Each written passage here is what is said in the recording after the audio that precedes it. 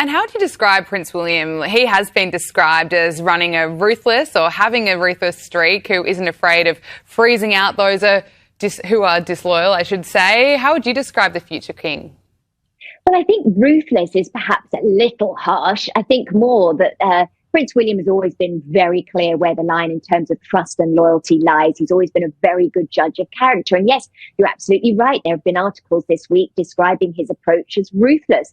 But I think it's more rooted in the fact that he is wanting to maintain his sense of peace, but also wanting to ensure that he is surrounded by people that he can trust and people that are loyal, not just to him, but to the institution of monarchy, because as a future king, it will eventually fall to him to protect that institution in the same way his father is doing, and in the same way his late grandmother did so successfully. So yes, some of the suggestions or some of the people that have been suggested that he froze out the former Archbishop of Canterbury, Justin Welby. Justin Welby was known to develop quite a close relationship to the Duke and Duchess of Sussex. While we are all out here struggling to mute our chaotic WhatsApp groups, Prince William is out here muting actual princes.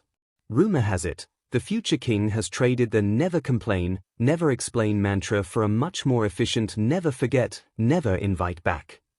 We are talking about a level of ruthlessness that would make a chess grandmaster sweat. But is it cold-blooded, or is it just the ultimate royal vibe check?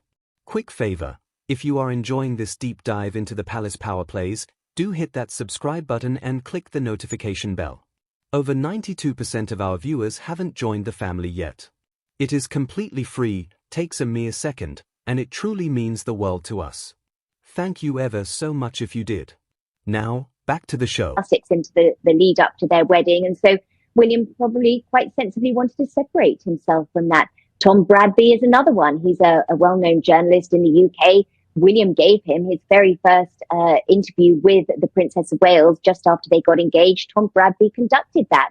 But you may remember in 2019, Harry and Meghan spoke to Bradby when they were in South Africa. That was the first time we heard directly from them talk of princes going in different directions, following different paths, Meghan expressing her sadness as a member of the firm and her lack of support. And I think for William, that was probably quite a betrayal, considering he thought Tom Bradby was a friend. He didn't like seeing somebody further this narrative. So I think really it's William being not quite so ruthless, but probably quite sensible in terms of who he's keeping in his circle. I want to get your thoughts on the king. There's been backlash to the king's decision opting to not give an Easter message this year. The royal family shared a post on social media celebrating Easter Sunday with an image of a cross with a graphic reading. He isn't interested in sentimental olive branches if they come with a side of public relations disasters. But wait, before you cast William as the villain in a Shakespearean tragedy, let's pivot to the why, because behind every ruthless decision is a very modern desire for peace.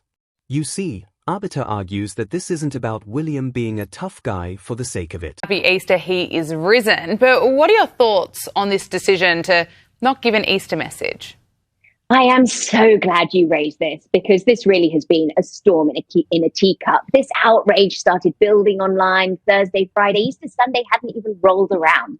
But we have to look at the broader picture here. The late Queen was a devoutly religious woman, and throughout her 70-year reign, she only gave one Easter address. It was audio only, and it was delivered in April 2020 at the height of lockdown. Churches across the UK were closed. It was delivered as an opportunity really to afford people a sense of hope, people that weren't able to go to church.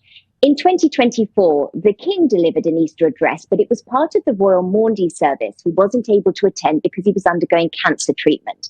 Last year, he gave a written reflection. There is no precedent. There is no tradition. There is nothing that dictates the king has to give an Easter address. I suspect a lot of these people driving the outrage probably haven't set foot in a church in... Calls ruthless, Arbiter calls sensible. In the modern world, a leader who tolerates liability is seen as weak. William, by cutting the cord with those who have proven themselves untrustworthy, is signaling that the new era of the monarchy will be defined by accountability.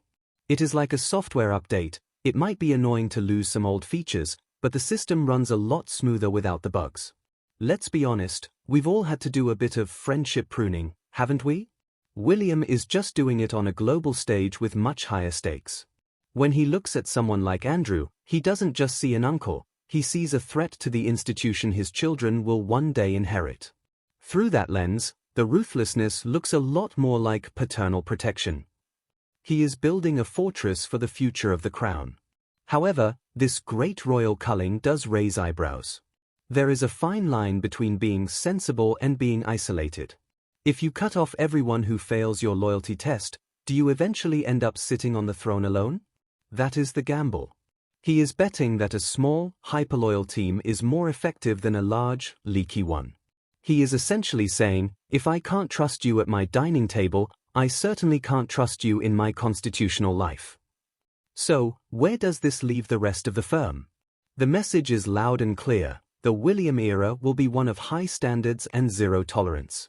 The grace period for royal rebels and loose cannons is officially over. If you want a seat at the table, you have to bring integrity. It is a fascinating evolution of a man who was once just a shy boy behind his mother's coffin. He has grown into a formidable leader who isn't afraid to make the hard calls. As we move forward, it will be fascinating to see who else falls victim to the William vibe check. With the king focusing on his health and William taking on more responsibility, the prince's influence is only going to grow. The ruthless tag might stick, but if it leads to a more stable, respected monarchy, history will remember it as the moment the royal family finally got serious about its future. Thank you ever so much for watching Royal Fusion TV. Good day.